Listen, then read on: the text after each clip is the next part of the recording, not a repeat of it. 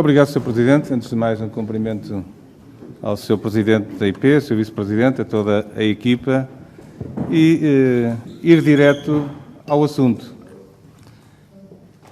Na minha perspectiva, estamos perante uma história muito mal contada. Uma história muito mal contada. Só que é uma história muito cara. É uma história de centenas de milhões de euros. Eu vou explicar porquê. Nós, o que estamos a falar hoje aqui, é de uma linha de comboio de mercadorias, Sines-Caia.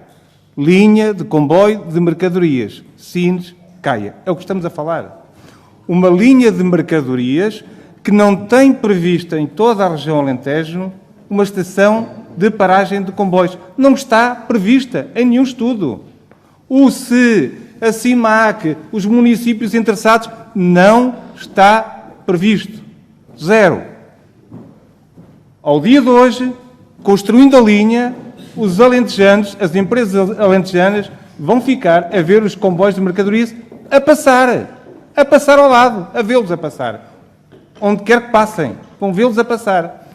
E a história é tão mal contada, que leva o comboio de mercadorias, com mercadorias perigosas, com composições de 750 metros, como demonstraram ali. Mercadorias perigosas, com posições de 750 metros, numa zona do país onde não falta espaço, para dentro de Évora. Para dentro de Évora. Eu já vos mostro imagens do que é que aconteceu, os senhores conhecem-nas bem, em comboios da mesma natureza, junto a comunidades, a localidades, no Canadá em 2013 e na Bélgica em 2016. Eu já vou mostrar os acidentes com o tipo de mercadorias que temos junto a comunidades. Isto aconteceu. Ou seja, comboios de mercadorias perigosas a passar junto a casas, a 40 metros de casas. Eu pergunto a qualquer um dos senhores que é administrador da IP se gostava de ver junto à vossa casa, à vossa piscina, como algumas pessoas vão ver a 40, 75 metros, se gostavam de lá ver os comboios a passar, mesmo por baixo de terra, perto ou em valas, ou o que for. Se gostavam. É uma pergunta muito simples. Nós estamos a falar, não é de comboios de passageiros. Não estamos a servir o Alentejo. Ou seja, numa região, a linha de mercadorias é importante para o país. Se não servir o Alentejo, não é importante para o Alentejo. Se não servir, tecnicamente, se não parar na região Alentejo e servir a economia regional, não serve a região Alentejo. É um erro histórico. E é um erro histórico agravado se, indo ao centro histórico de Évora, junto ao centro histórico de Évora, com comboios de 750 metros, com posições perigosas. Não faz sentido nenhum. E a história ainda é pior contada quando os senhores referem, vejam lá, uma coisa que não está prevista, a linha norte de Évora, que é para passageiros, fica a 10 km de Évora. Ou seja, o comboio de mercadorias passa junto à estação de Évora. Não para em Évora. E o comboio potencial de passageiros passa a 10 km de Évora, até mais um bocadinho. Mas que história mais mal contada. Só que são centenas de milhões de euros. Quem é que tomou esta decisão? Desculpem lá, eu insisto, porque isto é muito sério. Os senhores... eu nem discuto. Eu nem discuto. Senhores deputados. Eu nem discuto. Isso é outra audição. As opções de passar, porque a linha zero que estava então prevista, os 3 deputados de Évora contestaram aquela possibilidade. Os 3.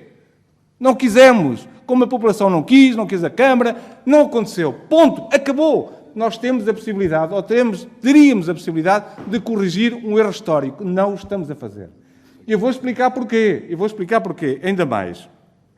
Ou seja, perante este cenário que é completamente recambulesco, nós vamos ter, primeiro, como eu já referi, um comboio que passa junto às casas, sem necessidade nenhuma, numa zona onde há espaço, e o potencial comboio de mercadorias, de passageiros, que não está previsto em lado nenhum, não existe. É uma pergunta que eu faço: quando? Em como? Em quê? Onde é que está previsto esse comboio de passageiros? A linha permite ou não? Vai tê-lo. É que a estação, como dizem, fica a 10 km da cidade de Évora. Portanto, tudo completamente ao contrário. Portanto, onde é que estão a servir, efetivamente, a economia, a região? Outras perguntas. O troço 4, que era o politicamente aceito em Évora, discutido por todas as forças políticas, os senhores excluíram-no. Com as questões técnicas estão a demonstrar ali que não tem justificação nenhuma. Os poderes políticos locais na Câmara e os partidos políticos Escolheram uma opção preferencial 4. Os senhores excluíram-na. Foram os técnicos que a excluíram. Foram vocês que a excluíram. Não a estudaram. Por causa da paragem técnica, ou seja, do que for, não a estudaram. Não foi estudada a solução 4. Mas introduziram o troço 2, aquele que foi escolhido, aquele que os senhores escolheram, que nenhum político escolheu. Então, mas onde é que estão as escolhas políticas e as escolhas técnicas? Foram vocês que escolheram. Não há ninguém na Câmara de Évora, não há nenhum político que esteve na reunião da Câmara de Évora que tenha falado de troço 2. Não existia. Existia o 4 que os senhores não estudaram. Então estamos a falar do quê, afinal? Estamos a uma história muito mal contada, com centenas de milhões de euros.